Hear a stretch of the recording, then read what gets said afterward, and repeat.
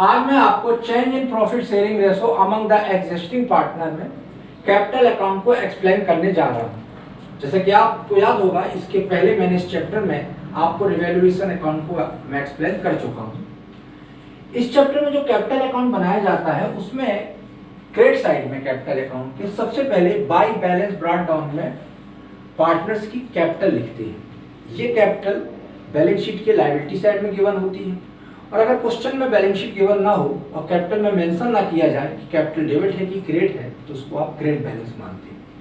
इसके बाद second number का point revaluation account. Revaluation account में रिवैल्यूएशन का प्रॉफिट लिखते हैं। रिवैल्यूएशन का प्रॉफिट रिवैल्यूएशन अकाउंट के डेबिट साइड में और कैपिटल अकाउंट के क्रेडिट साइड में नोट किया जाता है। इसके बाद जनरल रिजर्व, ये लायबिलिटी साइड में गिवन होता है, और अगर बैलेंस शीट नहीं बनी हो तो भी जनरल रिजर्व को हम कैपिटल अकाउंट के क्रेडिट साइड में ट्रांसफर करते हैं।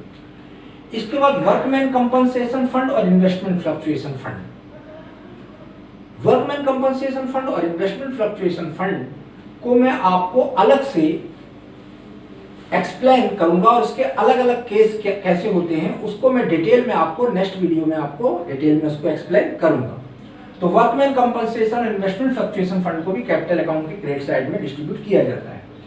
इसके बाद प्रॉफिट लॉस अकाउंट। याद रखिएगा, प्रॉफिट लॉस अकाउंट का ये बैलेंस, अगर बैलेंस शीट गिवन है तो लायबिलिटी साइड में दिया जाता है, और बैलेंस शीट गिवन ना हो तो याद रखिएगा प्रॉफिट लॉस अकाउंट के बैलेंस में अगर डेबिट क्रेडिट मेंशन नहीं किया गया है तो उसको हमेशा क्रेडिट बैलेंस मानते हैं। वो प्रॉफिट होता है, उसको हम कैपिटल अकाउंट के क्रेडिट में डिस्ट्रीब्यूट करते हैं। एक बात मैं इस चैप्टर में आपको बताना चाहता हूँ, और मेरे पॉइंट ऑफ व्यू से देखा जाए तो मेरी नज़र में इस चैप्टर का सबसे इंपॉर्टेंट रूल्स होता है। इस चैप्टर में जो फाइनेंशियल आइटम जो मैंने आपको यहाँ पे एक्सप्लेन करने जा रहा हूँ, उसमें से कभी कभी ये फाइनेंशियल आइटम हम ओल्ड रेशो में डिस्ट्रीब्यूट करते हैं और कभी कभी इनको सेक्रीफाई और गेनिंग रेशो में डिस्ट्रीब्यूट करते हैं। तो ये बहुत ही इंपॉर्टेंट रूल्स है इस चैप्टर का। सबसे इंपॉर्टेंट पॉइंट है कि किस कंडीशन में ये पॉइंट जो है हम ओल्ड रेशो में डिस्ट्रीब्यूट करेंगे और किस कंडीशन में इसको हम सेक्रीफाई गेनिंग में डिस्ट्रीब्यूट करेंगे। तो मेरे जो नेक्स्ट क्लास होंगी उसमें आप इसको बहुत ही ज़्यादा इस पर आप कंसंट्रेट करिएगा। जब मैं इसको एक्सप्लेन करूं तो आप ये जरूर चेक करिएगा कि किस कंडीशन में इनको हमको ओल्ड रेशो में डिस्ट्रीब्यूट करना है और किस कंडीशन में हमको इनको सेक्रीफाई या गेनिंग रेशो में डिस्ट्रीब्यूट करना है। जैसे कि अभी मैंने जो पॉइंट समझाया, इसको मान लीजिए ओल्ड रेशो में डिस्ट्रीब्यूट करना है, तो हमने रिवैल्यूएशन अकाउंट को यहाँ पे प्रॉफिट को डिस्ट्रीब्यूट कर दिया, workman compensation investment fluctuation fund profit loss को हमने यहाँ पर ओल्ड रेशो में डिस्ट्रीब्यूट कर दिया। अब बाय द वे किसी फाइनेंशियल आइटम को, जैसे मान लीजिए आपकी वैल्यूड गुडविल है, गुडविल का वैल्यूएशन किया गया, उसको मान लीजिए सेक्रीफाई और गेनिंग रेशो में डिस्ट्रीब्यूट करना है, या अगर किसी फाइनेंशियल आइटम को आपको सेक्रीफाई या गेनिंग में डिस्ट्रीब्यूट करना है, तो एक बात मैं यहाँ आपको क्लियर कर दूं कि हमेशा गेनिंग पार्टनर्स का कैपिटल अकाउंट डेबिट होता है और सेक्रीफाइसिंग पार्टनर्स का कैपिटल अकाउंट क्रेडिट होता है। और एक बात और आपको याद होगी, मैंने आपको बताया था गेनिंग रेशो हमेशा सेक्रीफाई रेशो के इक्वल होता है, या ऐसा कह सकते हैं सेक्रीफाई रेशो गेनिंग रेशो के इक्वल होता है।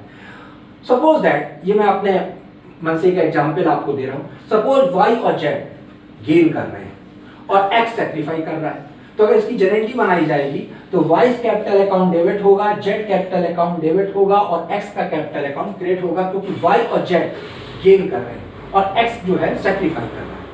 अब हमने इनके गेनिंग या सेक्रीफाई रेशो में किसी फाइनेंशियल आइटम को डिस्ट्रीब्यूट किया, तो सपोज वाई का डेबिट 5000 से, जेड कैपिटल अकाउंट डेबिट 3000 से और एक्स कैपिटल अकाउंट 8000 से क्रेडिट होता है।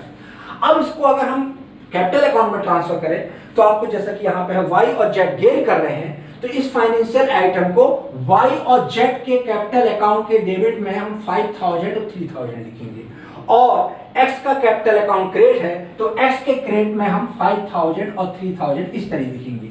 तो वाई जेड डेबिट है तो वाई और जेड के कैपिटल अकाउंट के डेबिट में हम एक्स के कैपिटल अकाउंट से शो करेंगे, और एक्स का कैपिटल अकाउंट क्रेडिट है तो एक्स में हम वाई और जेड से शो करते हैं। ये तो आपके लेवल में पता होगा कि जिसका अकाउंट बनता है उसमें उसका नाम शो नहीं करते। तो एक्स के कैपिटल अकाउंट का क्रेडिट जो होगा उसमें 8000 ट्रांसफर होगा वाई जेड के नाम से, और वाई जेड जो कि गेन कर रहे हैं उनका कैपिटल अकाउंट डेबिट होगा, उसमें हम एक्स के नाम से उसको शो करेंगे। तो याद रखिएगा, किसी फाइनेंशियल आइटम को अगर हमको सेक्रीफाई या गेनिंग में डिस्ट्रीब्यूट करना है तो उसको इसी तरीके से डिस्ट्रीब्यूट किया जाएगा। तो याद रखिएगा, मैं आज फिर से एक बार आपको बोल दे रहा हूं, इस चैप्टर का मेरे पॉइंट ऑफ व्यू से अगर देखा जाए तो सबसे इंपॉर्टेंट जो रूल्स है वो ये है कि किस कंडीशन में इन फाइनेंशियल आइटम को हम ओल्ड रेशो में डिस्ट्रीब्यूट करेंगे और किसको सेक्रीफाई और गेनिंग में कब डिस्ट्रीब्यूट करेंगे। तो ये मैं आपको डिटेल में इसको एक्सप्लेन करूंगा आने वाले अपनी वीडियो में। नेक्स्ट पॉइंट, इसके बाद यहाँ पे आ जाइए, अगर आपका कैपिटल अकाउंट का डेबिट बैलेंस है, जनरली ये कैपिटल जब डेबिट बैलेंस होता है तो ये कैपिटल बैलेंस शीट के एसेट साइड में दी होती है, या यदि अगर बैलेंस शीट नहीं बनी है तो याद रखिए कैपिटल अकाउंट के बैलेंस को हमेशा क्रेडिट मानते हैं, लेकिन अगर डेबिट बैलेंस लिख दिया है तो हम डेबिट में लिखेंगे इसको। तो सबसे पहले यहाँ कैपिटल लिखते हैं, उसके बाद रिवैल्यूएशन का लॉस लिखते हैं। रिवैल्यूएशन का लॉस रिवैल्यूएशन अकाउंट के क्रेडिट में और कैपिटल अकाउंट के डेबिट में ट्रांसफर किया जाता है। इसके अलावा बैलेंस शीट के एसेट साइड में दी गई गुडविल जो एग्जिस्टिंग गुडविल होती है, प्रॉफिट लॉस अकाउंट का डेबिट बैलेंस और एडवर्टाइजमेंट सस्पेंस अकाउंट, ये अगर बैलेंस शीट में होंगे तो ये एसेट साइड में होंगे, इनको कैपिटल अकाउंट के डेबिट में ट्रांसफर किया जाता है। और अगर ये मान लीजिए बैलेंस शीट गिवन नहीं भी है तो भी याद रखिएगा गुडविल जो एग्जिस्टिंग होती है उसको कैपिटल अकाउंट के डेबिट में ट्रांसफर करते हैं। प्रॉफिट लॉस अकाउंट में अगर डेबिट बैलेंस लिखा है तो उसको भी हम डेबिट में ट्रांसफर करेंगे यहाँ पर, इसका मतलब ये लॉस है। और एडवर्टाइजमेंट सस्पेंस अकाउंट, इसको भी हम कैपिटल अकाउंट के डेबिट में ट्रांसफर करेंगे। और इसके अलावा जो मैंने गेनिंग और सेक्रीफाई का रूल्स बताया तो आपको मैं समझा चुका हूँ कि वाई और जेड मान लीजिए गेन कर रहे हैं तो वाई जेड का कैपिटल अकाउंट के डेबिट में एक्स के कैपिटल अकाउंट से शो करेंगे, और एक्स के कैपिटल एक्स सेक्रीफाई कर रहा है तो एक्स के कैपिटल अकाउंट की क्रेडिट में वाई जेड होगा। इसके बाद हम क्रेडिट के टोटल में से डेबिट के टोटल को माइनस करके यहाँ पर हम बैलेंस नोट करते हैं। अब मैं इसके बाद एक इंपॉर्टेंट पॉइंट आपको बताना चाहता हूँ, इस चैप्टर में आने वाले समय में एडमिशन के चैप्टर में, रिटायरमेंट के चैप्टर में, ये जो चैप्टर मैं आगे एक्सप्लेन करूंगा इसमें कैपिटल का रीएडजस्टमेंट करते हैं। तो मैंने आपको बताया था कल भी कि आप जो न्यू रेशो फाइंड आउट करते हैं तो न्यू रेशो का यूटिलाइज जो है हम कैपिटल का रीएडजस्ट, यानी कभी भी पार्टनर्स की कैपिटल का जब रीएडजस्टमेंट किया जाता है तो न्यू रेशो के हिसाब से किया जाता है। अगर मान लीजिए क्वेश्चन में मेंशन किया गया है, क्वेश्चन में ऐसा इंस्ट्रक्शन है कि कैपिटल का रीएडजस्टमेंट है, उसको मैं बताऊंगा कि किस तरीके से उसमें क्वेश्चन में रहता है जिससे हम ये आइडेंटिफाई कर सकते हैं कि कैपिटल का रीएडजस्टमेंट करना है। तो अगर क्वेश्चन में कैपिटल का रीएडजस्टमेंट करना है तो कभी कभी कुछ लोग कैपिटल अकाउंट में यहीं पर उसको रीएडजस्ट करते हैं, लेकिन मैं उसको सेकंड फेज में यहाँ क्वेश्चन ला के नीचे उसको मैं एडजस्ट करता हूँ। चाहे तो आप एडजस्टमेंट का क्वेश्चन ऊपरी कर सकते हैं, कैलकुलेशन ऊपरी कर सकते हैं, लेकिन मैं जिस तरीका आता हूँ वो मैं समझाने जा रहा हूँ। सबसे पहले क्रेडिट साइड के टोटल में डेबिट साइड का टोटल माइनस कर दीजिए, यहाँ बैलेंस निकल आएगा। सपोज मान लीजिए बैलेंस आपको मान लीजिए 5 लाख, 3 लाख और 2 लाख, ये मैं अपने मन से लिख रहा हूँ यहाँ पे 5 लाख, 3 लाख और 2 लाख मान लीजिए बैलेंस निकला। अगर आपको कैपिटल अकाउंट का रीएडजस्टमेंट नहीं करना है तो आपका क्वेश्चन कंप्लीट हो गया। इसके बाद और अगर आपको रीएडजस्टमेंट करना है सबसे पहले तो आप यहाँ बैलेंस नोट कर लीजिए 5 लाख, 3 लाख और 2 लाख। अगर आपको कैपिटल का रीएडजस्टमेंट नहीं करना है तो आपका क्वेश्चन कंप्लीट यहाँ हो जाता है। लेकिन अगर आपको कैपिटल का रीएडजस्टमेंट करना है तो आप सबसे पहले इस बैलेंस में यहाँ दोनों आपने नोट कर लिया। इसके बाद कैपिटल को रीएडजस्ट करते हैं। रीएडजस्ट करने के बाद जो टोटल कैपिटल आती है वो मैं आपको जब इस टाइप के क्वेश्चन समझाऊंगा तो बताऊंगा। जो टोटल कैपिटल आती है रीएडजस्टमेंट उसको न्यू रेशो में डिस्ट्रीब्यूट करके इस साइड लिखते हैं टू बैलेंस कैरिड डाउन।